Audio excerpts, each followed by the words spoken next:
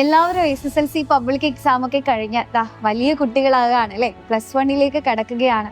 അപ്പോൾ കഴിഞ്ഞ 3 കൊല്ലങ്ങളിലായി 8, 9, 10 വർഷങ്ങളിലായി നിങ്ങൾ എല്ലാവരും എൻ്റെ കൂടെ തന്നെ ഉണ്ടായിരുന്നു. And I am so grateful that I get to teach you all for this past 3 years. ഒരുപാട് സന്തോഷമുണ്ട്. അപ്പോൾ ഈ ഒരു 10ാം ക്ലാസ് കഴിഞ്ഞ് +1 കടക്കുന്ന സമയത്ത് എൻ്റെ കുട്ടികളുടെ മനസ്സിൽ ഒരുപാട് സംശയങ്ങളൊക്കെ ഉണ്ടാവും അല്ലേ. കാരണം എങ്ങനെയായിരിക്കും, ഒരു ഭയങ്കര സിലബസ് ചേഞ്ച് ആണ് വരാൻ പോകുന്നത് എന്തായാലും നിങ്ങൾക്കറിയാം. അതിനി കൊമേഴ്സ് ആയിക്കോട്ടെ, ഹ്യൂമാനിറ്റീസ് ആയിക്കോട്ടെ, സയൻസ് ആയിക്കോട്ടെ, എന്ത് തന്നെയായാലും നിങ്ങളെ കാത്തിരിക്കുന്നത് വലിയ ഒരു ചേഞ്ച് തന്നെയാണ് അല്ലേ. അപ്പോൾ അവിടെ നമ്മളെ കാത്തിരിക്കുന്നത് എന്തായിരിക്കും? പുതിയ സ്കൂള്, പുതിയ കൂട്ടുകാര്, പുതിയ ടീച്ചേഴ്സ്, പുതിയ അറ്റ്മോസ്ഫിയർ, പുതിയ എക്സാം പാറ്റേൺ, ഇതിനൊക്കെ എങ്ങനെയാണ് നമ്മൾ കൃത്യമായിട്ട് ടാക്കിൾ ചെയ്യുക? ഇങ്ങനെ ഒരുപാട് സംശയങ്ങൾ എൻ്റെ കുട്ടികളുടെ മനസ്സിലുണ്ടാവും അല്ലേ. അപ്പോൾ ആദ്യം തന്നെ നിങ്ങൾ മനസ്സിലാക്കുക, നിങ്ങളുടെ ഇത്രയും വർഷത്തെ സ്കൂൾ ജീവിതത്തിലെ ഏറ്റവും ബ്യൂട്ടിഫുൾ ആയിട്ടുള്ള ഒരു ഫേസ് ആണ് ഇനി വരാൻ പോകുന്ന 2 വർഷം എന്ന് പറയുന്നത്, +1 ആൻഡ് +2. ആദ്യം നിങ്ങളുടെ മനസ്സിൽ അതിനോടുള്ള ഒരു എക്സൈറ്റ്മെൻറ്റും ആ ഒരു സന്തോഷവും ഒക്കെ വേണം.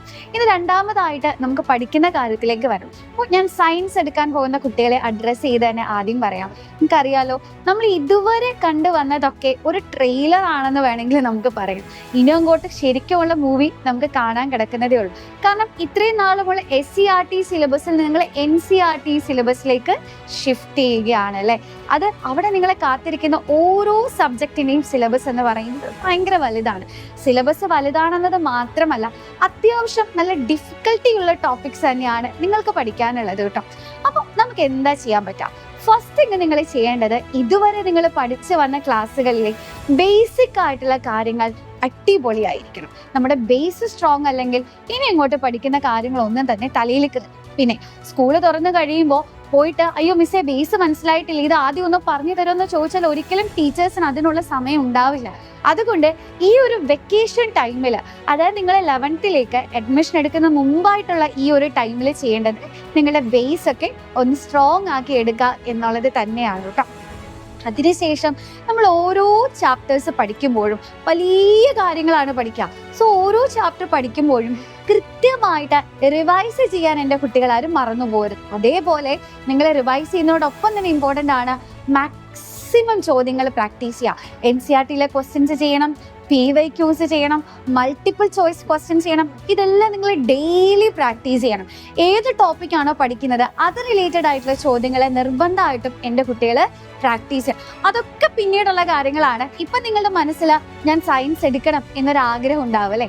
അങ്ങനെയുള്ളവരാണെങ്കിൽ നിങ്ങൾ start working on your basics മാത്രമല്ല, എല്ലാ ഇമ്പോർട്ടൻ്റ് ആയിട്ടുള്ള കാര്യങ്ങളും നിങ്ങൾക്ക് ആവശ്യമുള്ളതെല്ലാം നിങ്ങളിലേക്ക് എത്തിക്കാനായി നമ്മുടെ അഗ്നി ബാച്ച് ഇവിടെ തയ്യാറായി കഴിഞ്ഞിട്ടുണ്ട്. അപ്പോൾ യോധയിലൂടെ, നിഞ്ചയിലൂടെ, അസ്ത്രയിലൂടെയൊക്കെ ഒരുപാട് ആയിരക്കണക്കിന് കുട്ടികളെ നമ്മുടെ സൈലം പഠിപ്പിച്ചിട്ടുണ്ട്, അവരെ മോൾഡ് ചെയ്യാൻ ഹെൽപ്പ് ചെയ്തിട്ടുണ്ട്. അതേപോലെ തന്നെ നിങ്ങൾ 11th എത്തുമ്പോഴും നിങ്ങൾ ഒറ്റയ്ക്കല്ല, ഞങ്ങൾ എല്ലാവരും നിങ്ങളുടെ കൂടെ തന്നെയുണ്ട്. നമ്മുടെ അഗ്നി ബാച്ച് ഇവിടെ തയ്യാറായി കഴിഞ്ഞിട്ടുണ്ട് കേട്ടോ. സോ അഗ്നി ബാച്ചിനെ പറ്റിയിട്ടുള്ള എല്ലാ ഡീറ്റെയിൽസും നിങ്ങൾക്ക് ഈ കാണുന്ന നമ്പറിലേക്ക് കോൺടാക്ട് ചെയ്ത് കഴിഞ്ഞാൽ മനസ്സിലാക്കാവുന്നതാണ്. നിങ്ങൾ ചോദിച്ച് അറിഞ്ഞ് സാറ്റിസ്ഫൈഡ് ആയാൽ മാത്രം നിങ്ങൾക്ക് അഗ്നി ബാച്ചിലേക്ക് ജോയിൻ ചെയ്യാം. എന്ന് തന്നെ ആയാലും നിങ്ങൾ ഏറ്റവും മികച്ച തീരുമാനം എടുക്കും എന്ന് മിസ്സിനറിയാം. അപ്പോൾ മക്കളെ, ഈ ഒരു ജേർണിയിൽ ഇത്രയും നാൾ നിങ്ങൾ ഒറ്റയ്ക്കായിരുന്നില്ല, ഇനിയും നിങ്ങൾ ഒറ്റയ്ക്കാവില്ല എന്നുള്ളൊരു കാര്യം മനസ്സിലാക്കുക. All the best.